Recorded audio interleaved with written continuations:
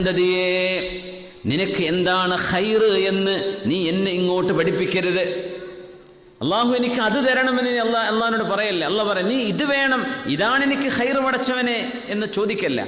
അള്ളാഹു നൽകുന്നത് ആഗ്രഹം പറയാം പടച്ചവനോട്. അള്ളാഹുവേ ആഗ്രഹം പറഞ്ഞോളൂ, പക്ഷേ എനിക്ക് അതന്നെ വേണ്ടത്, എനിക്ക് അതാണ് ഖൈർ, അതുകൊണ്ടേ ഞാൻ രക്ഷപ്പെടൂ. നീ വെറുതെ വിചാരിക്കാൻ, അതൊക്കെ വെറുതെ വിചാരിക്കാൻ. ലാ തുഅല്ലിംനി മാ യുസ്ലിഹുക്.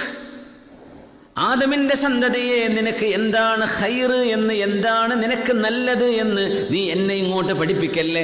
ഇബ്ന ആദം ഇത്തഖിനി, ആദമിന്റെ മോനെ നീ എന്നെ ഭയപ്പെട്ട് ജീവിക്ക്, എനിക്ക് തഖ്വ ചെയ്ത് ജീവിക്ക്.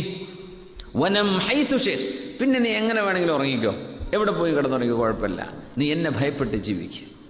അള്ളാഹുവിന്റെ സംരക്ഷണം കിട്ടാൻ ഇത് ആവശ്യമാണ്. ഫദ്കുറൂനി അദ്കുറുകും വഷ്കുറൂ ലീ വലാ തക്ഫുറൂൻ.